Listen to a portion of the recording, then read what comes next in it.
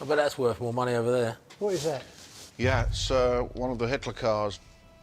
That's a Hitler car? Yeah. You're having a laugh. No, really. I'm in a barn in the Midlands looking at Adolf Hitler's car. 1939 Mercedes 770 supercharged limousine. The last car to be ordered new for Hitler's private fleet before the outbreak of World War II. And he used it for about 15 months and it was gifted to Heinrich Himmler. Mercedes built 88 of these cars and the Nazi hierarchy loved them. Hitler had 7 for his personal use. The one key feature you notice on all Hitler cars is just through the windscreen there, you see a grab handle. Yeah. And that denotes it was a Hitler car because he was the only one that stood up and took a salute from the front of the car. In case it had to be abandoned, this has got an ignition system that sends an electric shock straight to the fuel tank, which will detonate the fuel tank on a time delay. Unbelievable. I bet this is a powerful old beast as well, though. 7.7 litre supercharged. 7.7. I mean, it was a 120-mile-an-hour car in its day.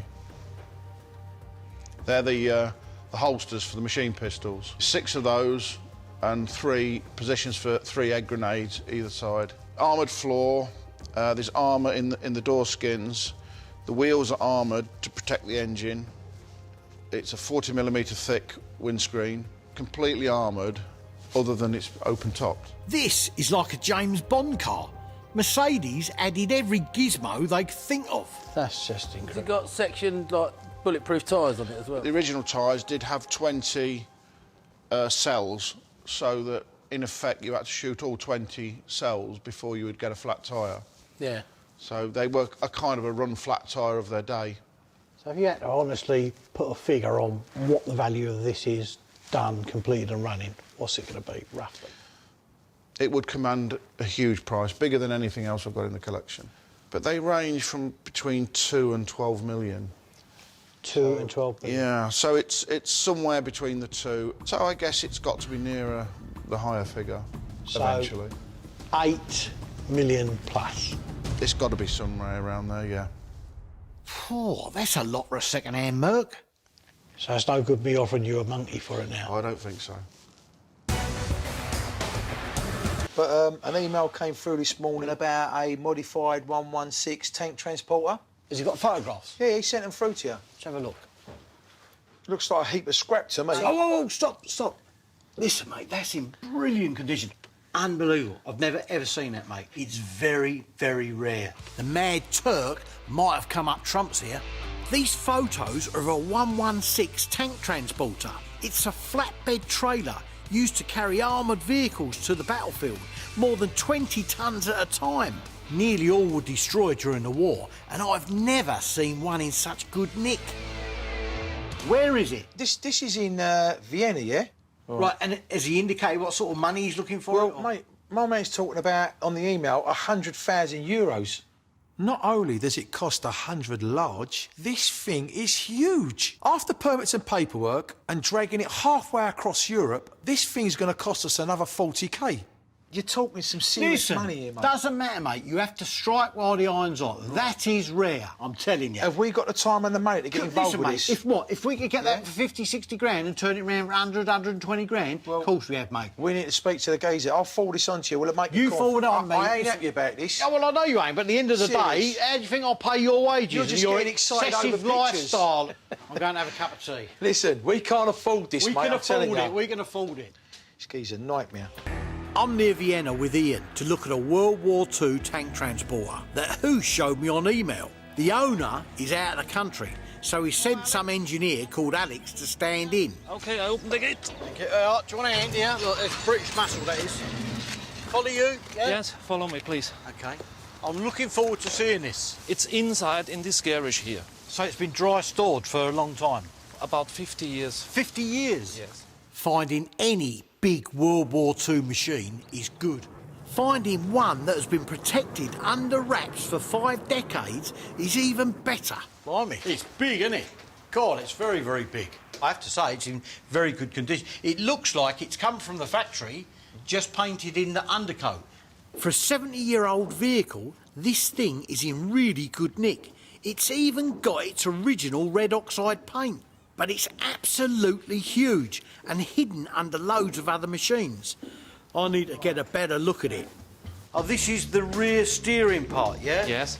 This is a special reinforced version of the 116 with a rear steering section. This one could carry around 35 tonnes and is a whopping 14.5 metres long. It's big, really big. Do you have any paperwork or drawings with this at all? I had the paperwork here. Oh, can I have a look? Yeah, Yes, possible. sure. Oh, fantastic. That's original then, yeah? And it's got all the technical specification on it. It actually tells you here the year of manufacture, 1944. So it shows that it is a wartime trailer that we're looking at here today. Unbelievable. The documents look great, but paperwork can be forged. So before doing a deal, I need to hunt for more proof that this is an authentic World War II machine. Whoa, gold. They always struck gold here, mate. That is a full-on Waffen-Amp stamp, massive. That's awesome. That's what I wanted to find. The Waffen-Amp was a government office responsible for inspecting military equipment. And finding a Waffen-Amp stamp on the trailer is a pretty sure sign that it's the real deal. When have you ever seen one of these? I've never seen one, mate. I think it's a piece of kit. I know people in Russia, America, Europe and the UK that would give their right arm for this. But it's all about the price, mate. The price and how much it costs to get it out of here and get it back to the UK. If we were maybe to do something with this, you would have to get this out, clear this, and then we could look at it properly. Yes. Could this all be moved, yeah? I hope so. You know, it's a lot of work moving this, a lot of work. I'm really excited about the trailer, but this thing is humongous. Hoos was right. Dragging this thing home could cost me tens of thousands. How are you going to pull it? That's the big problem is, because if I had this, I've either got to get one of them 18-tonne Famo Halftracks, them huge ones, or Found. You know, the big German trucks? Yes. So I need to find one of those. But I know one found also. In this town? This town, yes. Restorated condition. No way. Restored? Restored to drive. No. Yes. It's about 2 miles from here. First, the rarest and most pristine tank trailer I've ever seen, and now a wartime truck that can tow it. You can buy in Austria one trailer and the found truck. My wife's not going to like you a lot. Listen, Alex, if we could do that, obviously depends on the price and the deal we can do, but while we're here, if we can go and see that, like a dream come true for me. But before I get carried away with this tow truck, I need to know how much this Titanic tank transporter's going to set me back. Very nice, Alex, very nice. But before we go any further, I've got to have an idea in my head. What sort of price? I can offer you this trailer for 100,000. 100,000 euros? Euros, yes. Mate, I've got to tell you, that's a lot more than I thought it was going to be. Moving it would probably cost me 40,000 euros. I was thinking more like 50,000. You know, we must be able to come closer together. When we can make now a deal, yes? Yeah. I can make you the best offer, yes? We give now in hand for 80,000. 80,000 and you are the new owner. I'll tell you what we do before I take your hand. Let's go and see this other vehicle. Yeah? To see if we can make one possible package for everything. Okay. Okay, but before I agree to anything, I need to see the truck now, yeah? Okay. Can we go, yeah? Yes. Thanks, okay, come on. 80,000 euros is nearly 70 grand. It's a fair price, but not if I've got to spend another 40 grand moving the thing. If I can cut a deal on the wartime tow truck, that could be the answer. The owner of the tow truck, I'm told, is a bloke called Franz, an 87-year-old World War II veteran who has spent years restoring it. It was built by a company called Fall, which has been going since the middle 1800s. The truck is so powerful it can pull a railway engine. This one is a 12-tonne L900, built in 1942. Well, I've got to tell you, mate, this is something I'd really like to get my hands on. You don't see many of these. I don't think maybe there's 10, 11 left in the world of these. Yeah. And it's restored, very rare, yeah, very, very rare. It's big, it's beautiful. France has done a cracking job restoring this truck. The bodywork looks incredible. But looking good's not enough. I need a tow truck that can really tow. He restored all this himself. Yes, all wonderful. This engine was built by Deutsch, a company set up by Nicholas Otto, inventor of the 4-stroke internal combustion engine. Runs beautifully. We've landed on our feet here. The bodywork is beautifully restored and it's still got its super-sized engine. And the interior is perfect. Oh, lovely. Like being in a bus. I feel like Cliff Richard, going on a summer holiday. So far, so good. But now I have to haggle with 2 people for 2 vehicles to make this deal work. Alex, listen, I'm really, really interested in that truck. And if we can do something with the truck and the trailer, I'd be a very, very happy bunny. What do you think you could get that for? Between 60 and 70,000. OK, can you negotiate with this man? I will deal through you and speak to you next week. The sooner we can do this, the better. OK. All right, but we're going to have to go because we've got to catch a flight to catch. I'm very excited about doing this package now. Alex, thanks a lot. If the deal comes off, it's a lot of money. And I'd feel happier if I already had a buyer lined up. So we head for the airport. Next stop, Holland.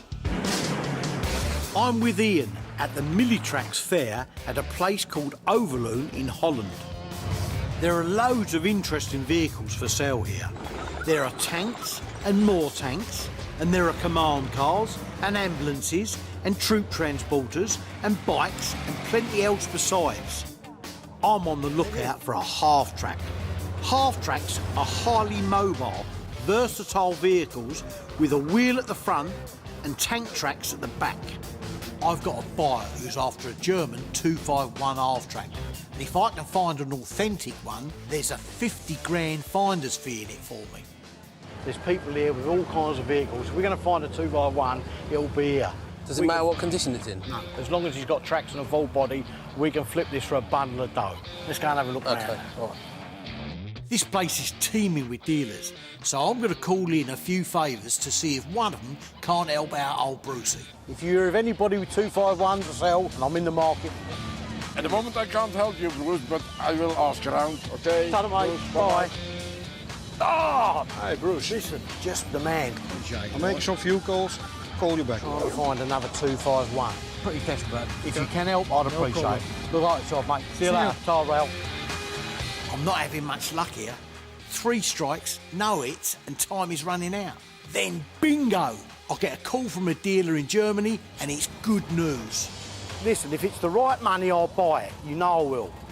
But tell me how complete it is. If it's in good nick, I'll be on a plane now. I'll be out there straight away. Just tell me the price. Saved by the bell. Apparently a 251 has come on the market, and I'd need to quickly do a deal before anybody gets word of it. And when it comes to quick deals, nothing negotiates better than cold, hard cash. Tell you how quick, get on the phone to Roos, tell him to get me a bundle of dough, all right? He'll know what sort of figures I need. Sort himself out a flight to Dusseldorf tomorrow morning, because this deal ain't going to last, and I can flip this quickly. You get on and do that, I'm going to chase it now. All right, lovely stuff.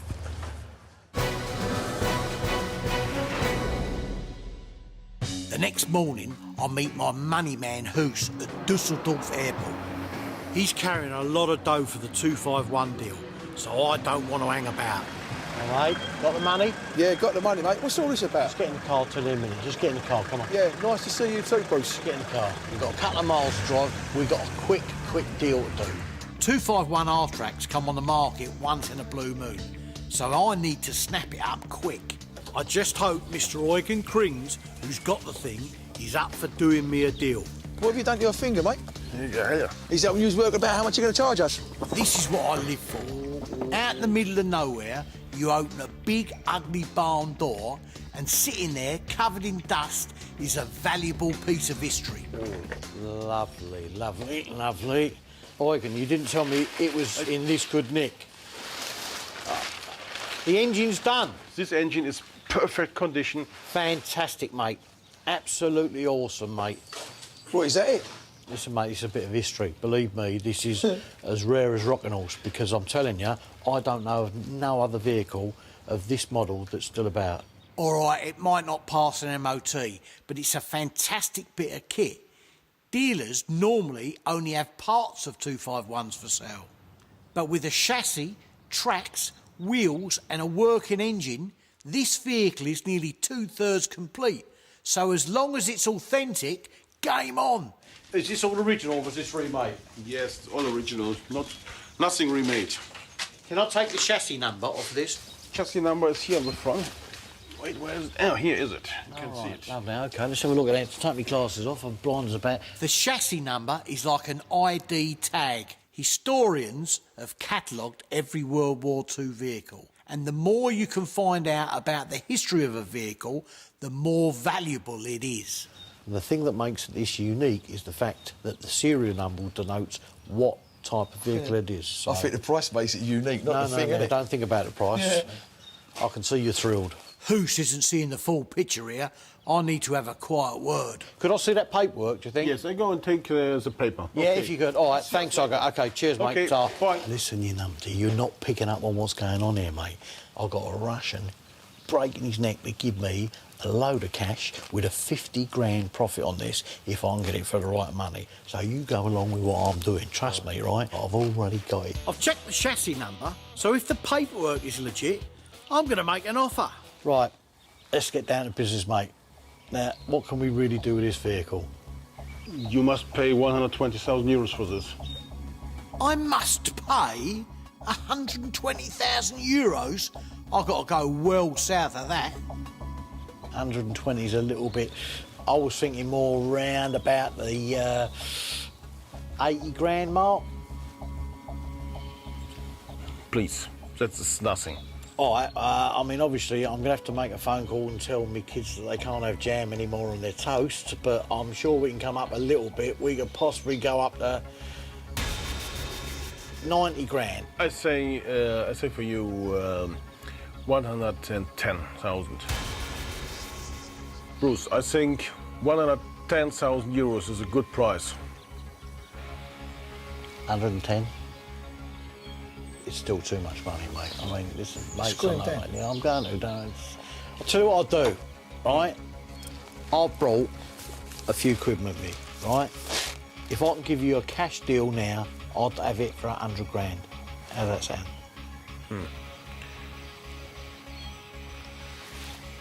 Okay, I think 100,000 euros, and you make a big barbecue with plenty of beer, okay? And you can keep the bag as well. Oh, whoopie-doo. Cheers, mate. I'm splashing the cash all right. That's 100,000 euros on a half-track, maybe 80,000 on a tank transporter, and possibly 60 to 70 on the tow truck. That's a lot of money, but it's all good stuff. And I already have one buyer in place.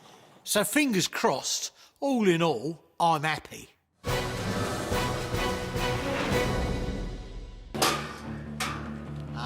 Michael. Right. Bitte schön, Bruce. Lovely. Mike's lockup contains an eccentric assortment of historical knickknacks. Straight away, I find a helmet with a bullet hole. Oh, dear, look at that. Kopfschuss. Yeah. Kopfschuss, yeah? Kopfschuss, what's that mean? Kopfschuss, headshot. Headshot. Kommt 3.000 Kilometer aus Stalingrad. Ja? This from Stalingrad?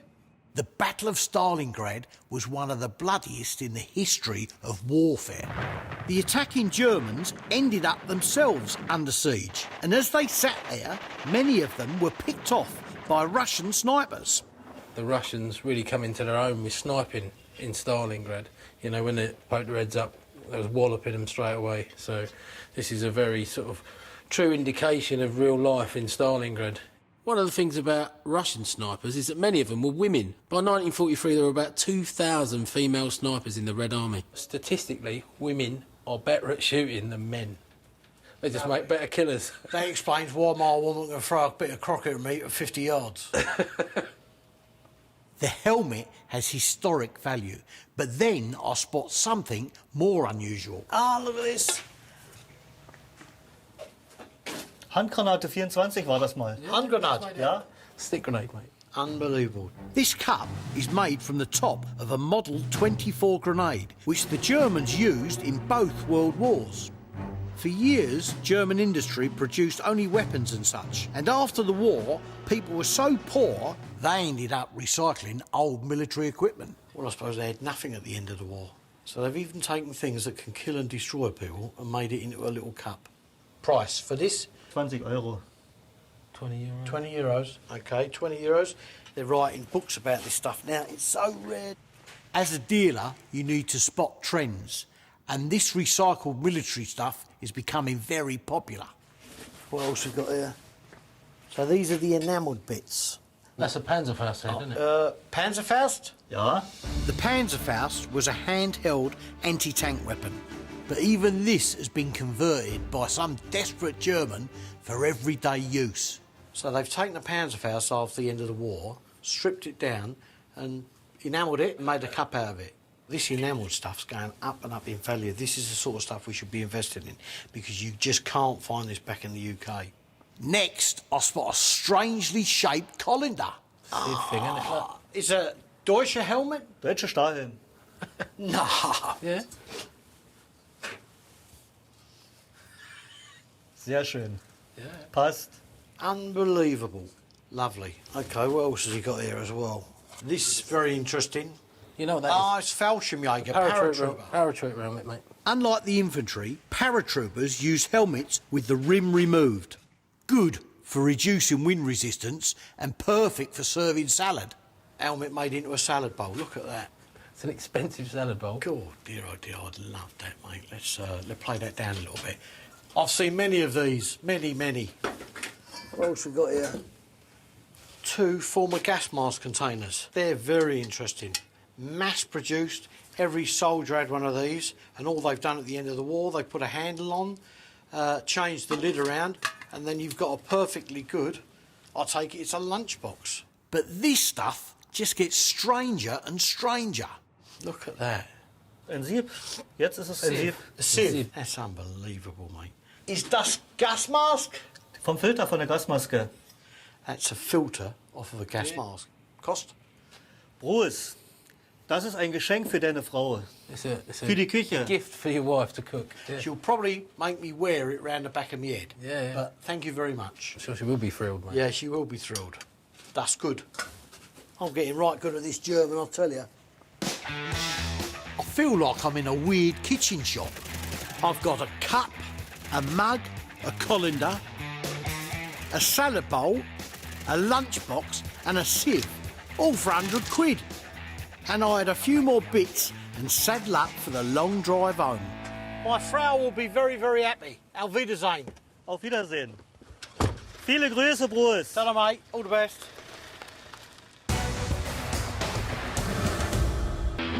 Now, we all know that the atomic bomb helped put an end to the war, but just suppose the Nazis had got there first. It's a terrifying thought. We're near the home of the famous V2 rocket, where Germany's rocket scientists were doing their stuff. The town of Kummersdorf and a collector called Mario. Mr. Mario, lovely. Mario Henscher has a good eye for World War II memorabilia, but he doesn't speak English, so he's asked his daughter Maria to translate. And she's a chip off the old block. Do you have money with you? Well, money. Yeah. Money. Yes, I have good English pounds and euros, no problem. Okay. Wir haben auch. Now the Bank of Bruce is open for business. We can have a rummage around. What is this? It's a bunker for bunker, yeah? Nice bit of history, this. A bunker periscope.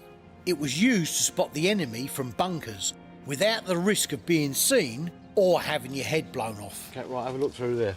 Mate, I'll tell you what I can see. I can see the airport with my flight on it on the way home. You ain't going nowhere yet. Right, listen, you can see this is quite an early one. It's in good nick, right? But because it's got the maker's name on it, it means it's early war, because at some point in the war, because of the bombing raids, they took the maker's name off of everything that was produced and started to use a 3-letter code. And this hasn't got the 3-letter code on, so it denotes it's prior to basically 1942. The fact that this is early war and has original working optics means it's rare and highly collectible. One like this could go for over £1,000. I'm keen to buy it as long as Mario and Maria, the lean teen negotiating machine, are prepared to play ball. Is this possible to purchase, to buy? Können die das kaufen? Oh. Oh, no, I knew this was coming. 500? 500. What, for a bird watching machine? Yeah. Mario, I'll have that. Thank you very much. Here's a tip. You don't always have to haggle. When you know you've got a real bargain, just accept it. Save the bargaining for when it really counts. I've only seen one of these in my life ever before. This is Tatra. This is a very, very rare vehicle. It's 1941? 41. 41, yeah? Tatra is the world's second oldest vehicle manufacturer, founded back in 1850 in Czechoslovakia. Hitler was a big fan of their engineering, so when the Germans invaded Czechoslovakia in 1939, they commandeered the company to make tank engines and trucks like this one. Ah, right, lovely. Original green plate. Right, see this here? That's the information plate for the vehicle. When it was made, engine number, chassis number. People collect just these plates on their own. The plates on their own are worth a few quid. A little bit of research and you can find out the whole history of something like this, and that will add thousands to its value. Mario, what sort of price would he want for this? Was würdest du dafür wollen? So 6,000 euro. 6,000 6,000 euros, yeah? Yeah. What is that in pounds? That's going to be about £5,400. Yeah, can we, yeah, look, Oos, I won't take too much, but ain't a bad price. Problem is, the hidden costs on something like this can be a nightmare. First you've got to get it home, then there's the labour, and where'd you buy spare parts for a 1941 Tatra truck? You can't just call Quick Fit, so sadly, this time it's a pass. Was ist das? Ja, das Graphit, ein Graphitbehälter. It came from Kummersdorf. Gotto. From Kummersdorf. Yeah, Kummersdorf, Gotto. There was a big area where they made nuclear experiments. Right, okay, yeah. And this is a graphite tank from there. Hang on, Yeah. so this is graphite Yeah. from the nuclear research establishment. So this is some kind of a nuclear rod? We know that the Germans had brilliant nuclear scientists who ended up in America after the war. We know they were trying to develop a nuclear bomb. And here, near the Nazi Rocket Research Centre, is very possibly a Nazi nuclear relic. This needs investigating further.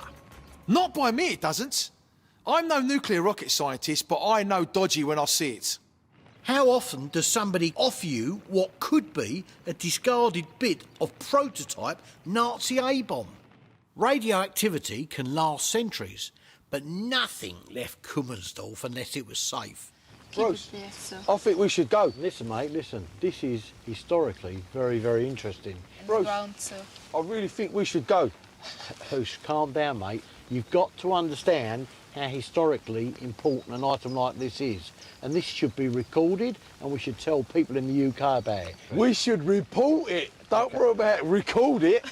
Now, Rennie's gaff, with all the mortars and grenades and stuff, that's one thing. But the idea of loading a van up with potentially radioactive atomic scrap, forget it. I'm going. Auf Wiedersehen. Come back here, you tart. Mary Poppins, oi, come here. Oos has no sense of adventure.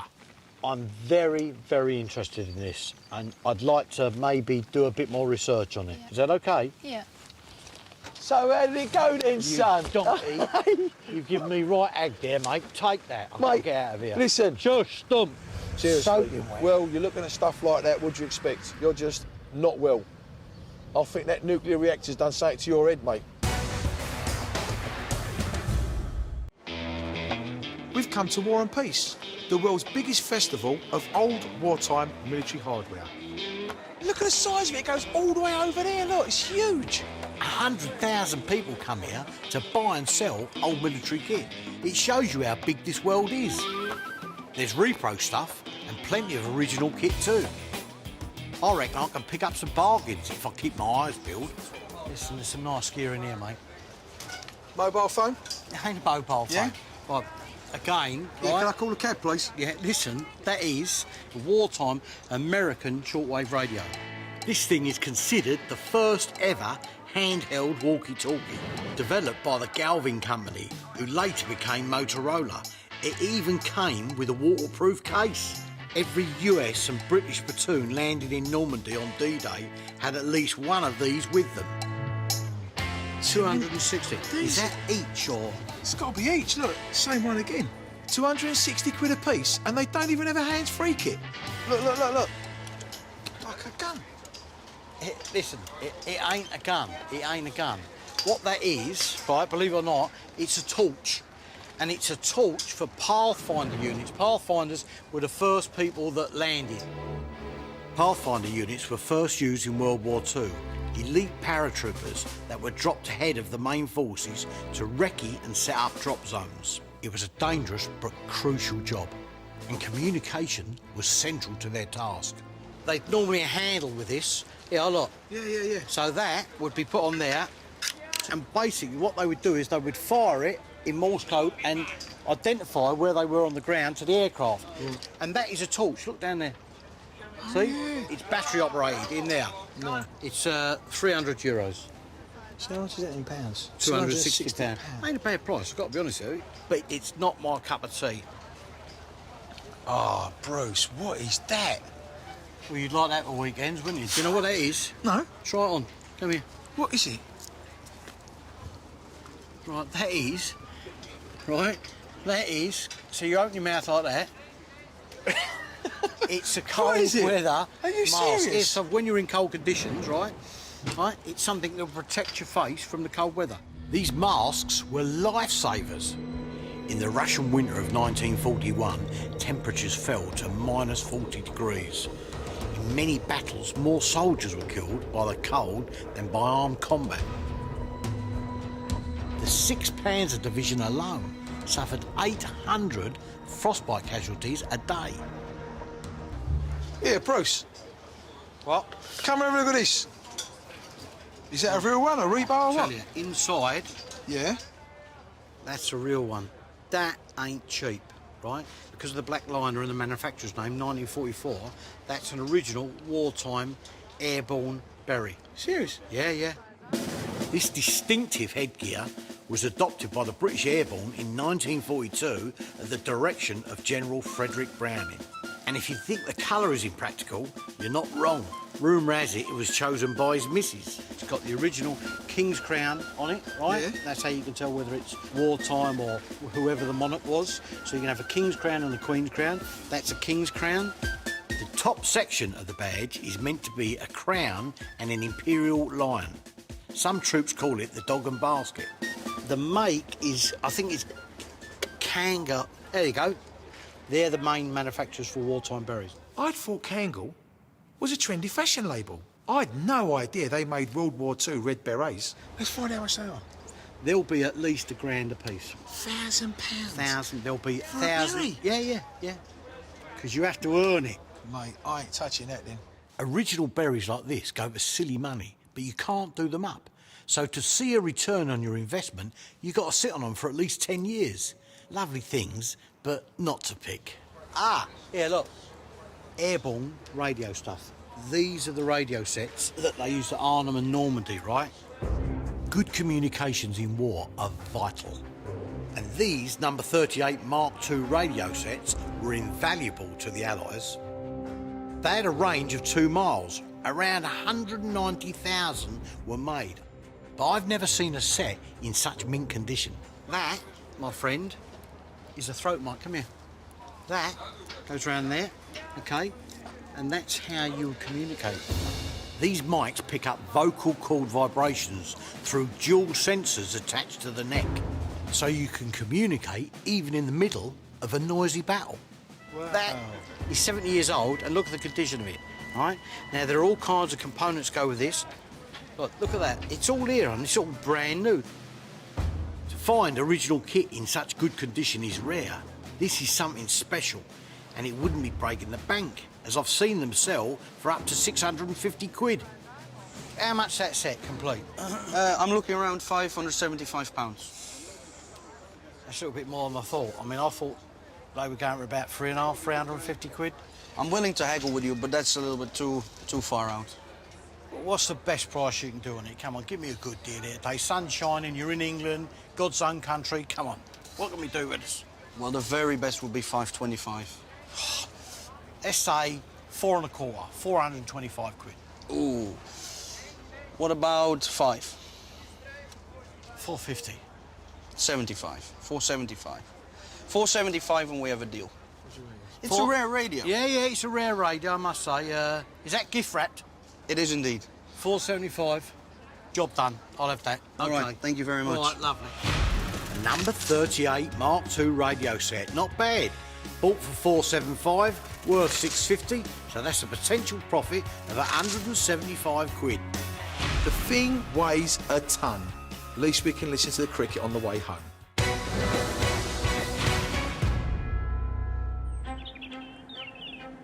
Putting on a show, you want something special to show off. And there's something very special I've wanted to get my hands on for ages. I'm off to Normandy to the site of a big battle. It's a great place to pick up military kit.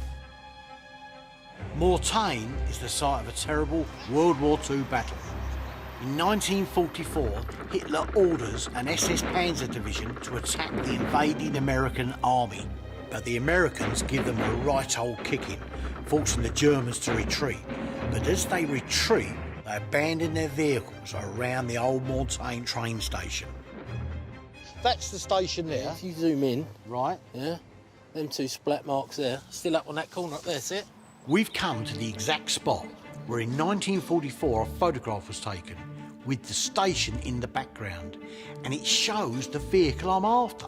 It's a German amphibious car called a Swimmwagen. They're so rare that if it is still in the area, it'll be the find of a lifetime and worth a fortune. That's the tree there. The Schwimmer's there.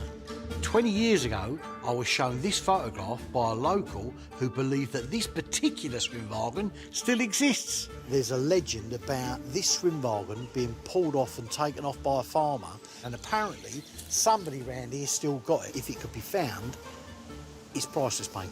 But whether it's a story, a myth, I don't know. When something is linked to a genuine wartime photograph, it acts as proof of its history, and this sends the value through the roof. But first, we've got to find it.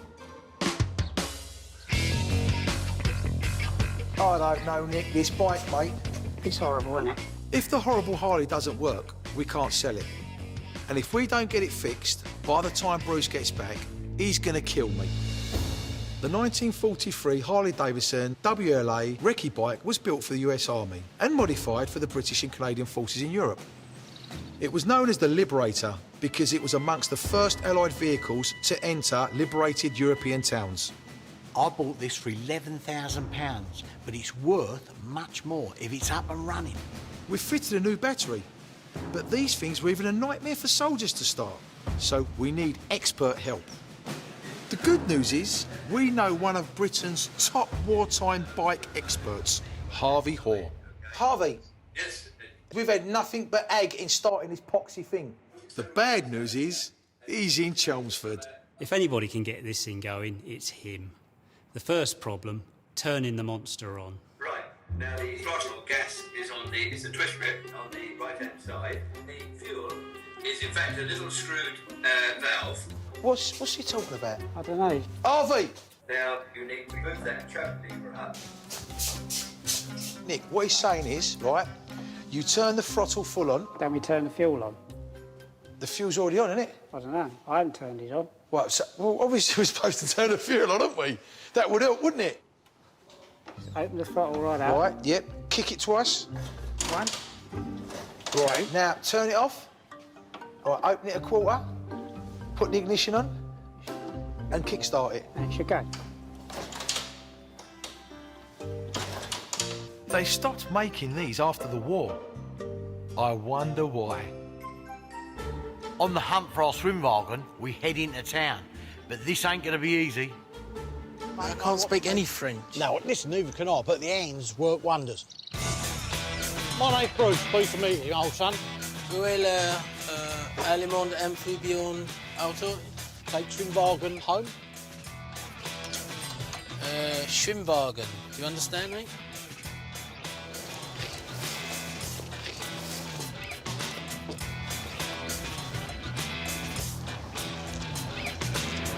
No luck, mate. If I was looking for a loaf of bread, I've had loads of luck. How'd you go? Well, you know. 20 years, you say you want to come here? Yeah. 10 minutes, mate. You got something? Got the address of it. Where'd you get it from? Some geezer up there outside the bar. And he knows about the Swimmwagen? I showed him a picture on my phone. Right. He was going, wee, wee, wee, and he wrote this down. You're joking. No. Well done, mate. Have a bit of bread. Where is it? It's not in Mortain. It's not in Mortain. It's up the road in some little village, apparently. I'll punch it in the sat-nav. I want to get there now. Well done here, me old son. I smell Swimmwagen. Mate, it's the right street. That's number 5. I'm out with Ian, scouring the Normandy countryside, looking for a very special German vehicle, a legendary 166 Volkswagen Swimmwagen. This amphibious car allowed army reconnaissance units to cross rivers at will, even when there were no bridges. Number 12. Yeah, look. Ian's tracked down the address of a farmer who we're told might have one. The good thing about farmers is they hate chucking things out. Bonjour, monsieur. Hello, my name is Bruce. Bruce, and this is Ian. We give your address to look for Swimmwagen. We come for look for military vehicle. Yes? Swimmwagen. Swimmwagen, yes, this is it. Monsieur Yves Echard has spent his life as a farmer in this area. And just the fact that he knows what a Swimmwagen is, he's sending my pulse racing. Whoa, whoa, whoa, whoa, whoa. Ian, we got something here, mate. I've got to tell you. This place is brimming with my favourite stuff. Rusty gold. Here, look, he's got Swimmwagen pieces there. It's for Swimmwagen. Yeah, I'm happy. Christmas. That is a swimmer engine. So we're hot on the money here. Well done, Phoebe. All this original stuff.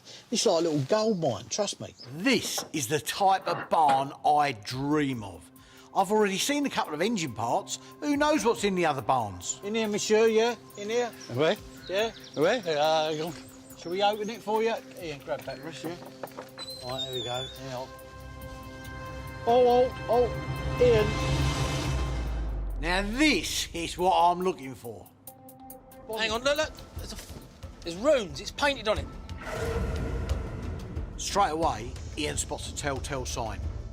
This is the symbol of the Waffen SS. SS 212. There's the remains of the number plate. Then I see it. Look at that. Unbelievable. This marking is the Wolf's Angle or Wolf's Hook. It's the sign of the Das Reich, Hitler's elite fighting force, feared and hated across Europe. I'm not being funny. I do not think that has been monkeyed up in this barn. That is from the day. The one that is in the photograph outside Montaigne Station. So it does exist, and this is the man that's got it. This is incredible, mate. This is a time warp. Look. To see the remains of a Das Reich vehicle is very rare. It also means the Germans sent their best soldiers to the battle in Mortain. And defeating this SS division was an important victory for the Allies. Look at that. It's been smashed to bits. They're all shrapnel marks, bullet holes. This has been in a proper tear-up. Whoever was in this got absolutely blasted to pieces. Here, look, there's loads of stuff in the back here as well. Look. Yeah.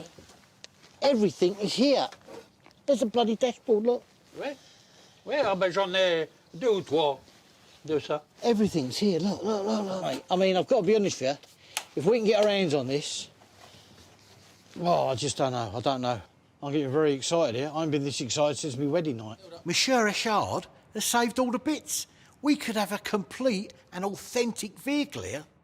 Look, no tech light. Fantastic. This is a convoy light on all German vehicles. Basically, it projected the light down so that it couldn't be spotted from the air, and these came in a kit form, one on the front, one on the back, yeah? An original no-tech light will set you back a couple of £100. Add that to a restored vehicle and it will bump it up by thousands. I've got to tell you, this is something of historical significance. Would you restore it, or would you keep it like this? You've got to keep it like this, mate. You'd I have to was put gonna all say, the I would- parts. All the parts would have to go back on it, right? Put it back together, would but put it it would have to together be left like that. And leave it like that. I've dreamt about this, Ian, all my life. This is why I love what I do. Who'd have thought a piece of living history was hidden away in this barn? This is so rare, the sky's the limit to what it's worth. I don't know how much we can get this out of him for, but to be quite honest with you know, I ain't going to say money's not an object, because it is, but for me, this is something absolutely unique. I mean, I would give me right arm for this. Monsieur, avez-vous une coffee and une calvadosi? Oui. Yeah, wavy. A little snifter should smooth negotiations, but I need to get this deal done fast before anybody gets a whiff of it.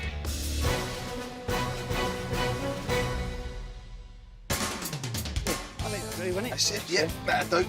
Thing down. We've worked out how to start the horrible Harley, but it's only worth top dollar if it actually drives. Because it's such a beast, Nick and me have decided Phil should do it. You're having a laugh, aren't you? What's the matter? What's the this? matter? Got the kit, haven't I? It's a bit tight. The problem with the bike is the clutch, or should I say clutches. The Americans were used to a foot clutch. The British and Canadians were used to hand clutches. So, for some insane reason, they decided to put both on the bike. What they call this is a suicide clutch, but you don't need to know that. Phil, good luck, mate. Yeah. Give the man the confidence before he rides the bike, innit? That's what I need.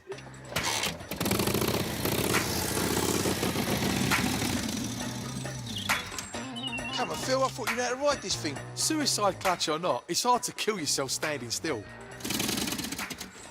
Nearly.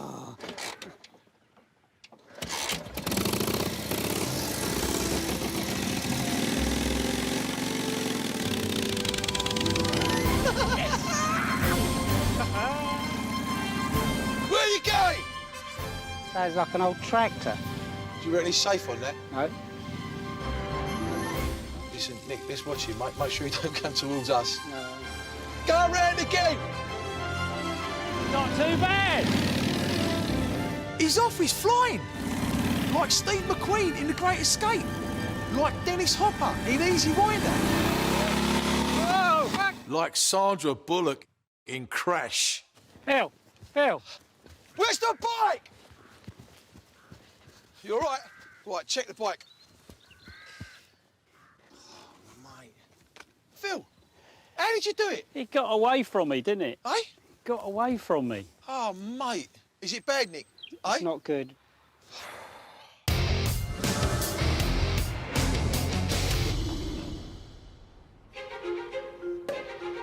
Cheers, monsieur. Lovely. Bottoms up. Cheers. I'm in a barn in Normandy trying to do a deal on a unique Das Reich Swimmwagen, and the homebrew is flowing. Oh, fantastic. Put ears on my chest, that is. This old boy's hung on to the Swimmwagen for 70 years. He knows it's valuable, but what does he think it's worth? Monsieur, your Swimmwagen is fantastic. Is possible we make exchange? Swimmwagen comes to me. Is possible? Maybe. You think? No. I'll tell you what I'll do. You can name your price here. The thing is with farmers, they love to drive up the price. So you've got to start low and be prepared to go up fast. What about this? 20,000 euros. 20,000. Where? Yeah? No. No? None? Not after the best start. 30,000. No. All right, tell you what. Forget that. We ain't even going to talk about 30 grand. We're going to talk about... pour le commerce aujourd'hui. We're going to talk about 40,000 euros now. Non, je suis pas pour le commerce. Monsieur, you're killing me. What about this? Forget the 40,000. On est breton. What about 50,000? 50,000. Look at that. No. No? No. I've gone from 20 to 50,000 euros in half a glass of homebrew, and it's still a bleeding non. This old boy knows how to drive a hard bargain. One more time, one more. Forget 50. 60,000. 60,000 euros? I need to have a word here before he offers a kidney. He don't want to sell it. I understand that you want it badly, yeah? And I understand why you want it badly, but today is not the day. He ain't going to sell that. It's not about the money. No, it's not It's about what it is. And I concur with that sentiment. He's a man after my own heart. You spent 20 years looking for it. Yeah. You found it. Yeah, yeah. You know where it is now. Yeah. Yeah? So one day there might be a chance you can come back. Listen, it exists. That's the important thing. You found it. You I know. where it is. And I want to stay in touch with you, mate. It's been an honour and a pleasure to come here, you know. Monsieur. Oui? How can I say this? It's been an absolute pleasure and honour coming to see you. Should you ever come to England, please be my guest, and please can I come back and see you one day? Thank you. Au revoir. Goodbye. It's a disappointment not to clinch the deal, but I'm more convinced than ever now that swimming a Swimmwagen at the country show will pull in the punters.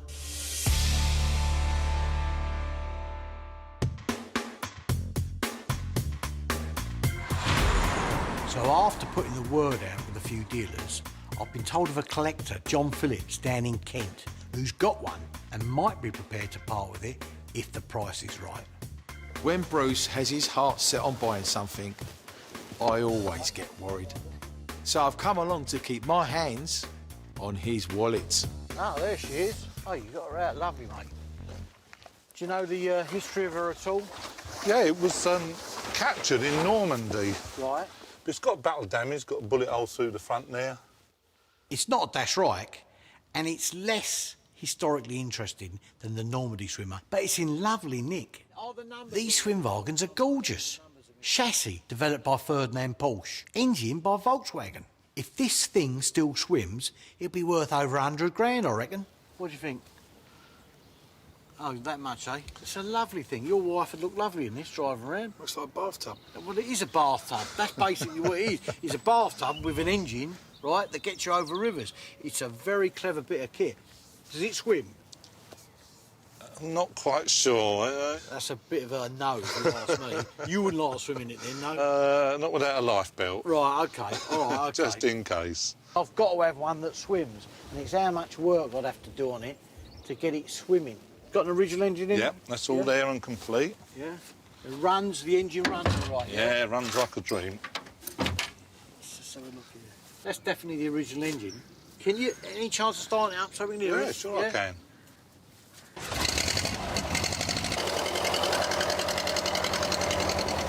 Lovely, John, that's fine.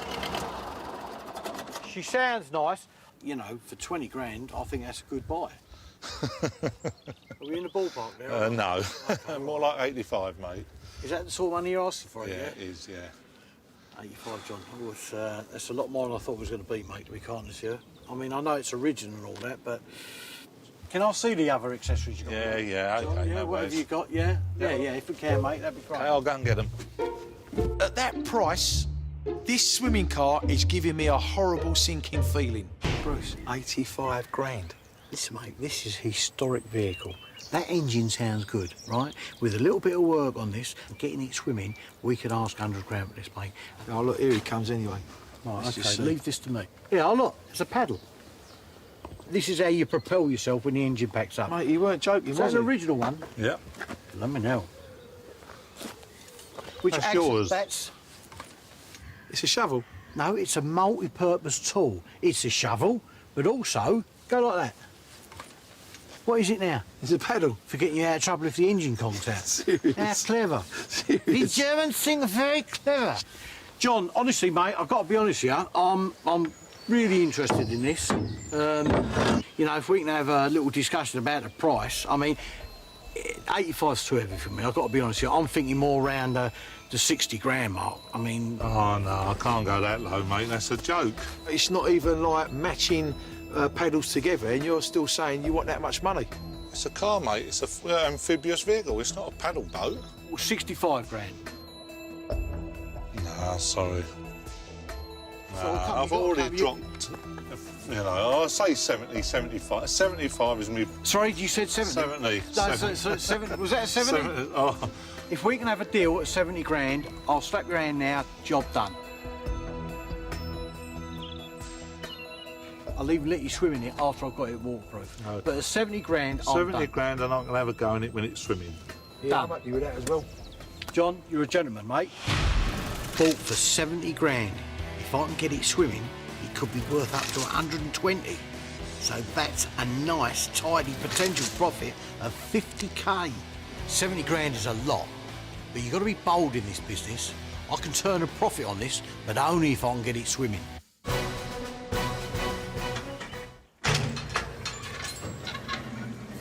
Oh, it's like Thunderbirds, look.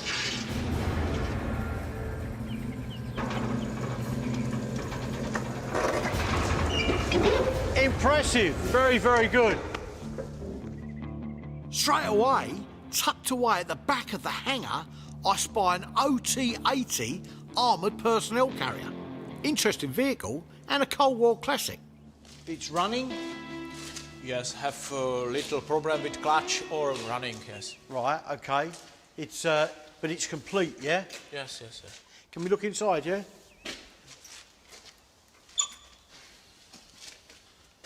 Oh, you've got all kinds of junk in here as well. Inside, what do I find? But a load of Luftwaffe gear, which I'm really interested in. All kinds of stuff in here. Is that a parachute harness? You've got a little Aladdin's cave here, Yarda.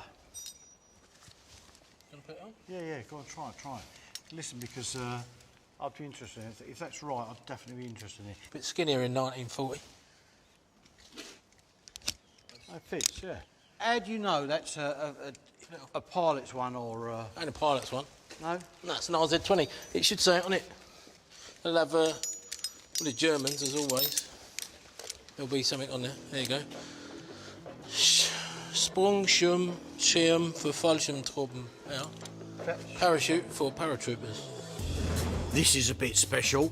When you land in enemy territory, you want to be free of your chute as quickly as you can. And the RZ-20 was the first ever quick-release parachute. Price on this? I will sell complete this Luftwaffe parts. Yarda's picked up a few sales tricks since I last saw him. He's forcing me to buy more. See what else he's got in there. Yeah, what's that? It's an overall, isn't it? Oh, it's a pilot suit, yeah? Yeah, it's a heated pilot suit. What do you mean heated? They actually... Has it got the... What's that? So this is a pilot's helmet, yeah? It's a... Kopfhörer. Yeah? If you imagine, 2 ears, top of the head, and your face is here. Then round the back, you've got the cable going in for the comms. This is... Heated, did you say, yeah? It might be heated. Some of them got plugs in, and they run electric cables down. Because obviously this is a cold weather pilot suit. Bomber crews flew at high altitudes, where temperatures were well below freezing. So before pressurised cabins, they needed heated suits to survive. God, you'd sweat to death in that thing. Look at that. Bear skin. Is it bear or rabbit skin? You see a rabbit like that, mate, I'd run. So, Yarda, this piece, the suit and the parachute harness. Yes. What is the price for the three? 1,800. 1,800 euros, yeah? Euros, yes. Can we do something on that? Say, I don't know. 2,000. You're getting good at this game, aren't you? I was going to say 1,200. 1,200. 16 is minimum. 15 and we got a deal. No, okay, 15. All right. Okay. Stick that away as well.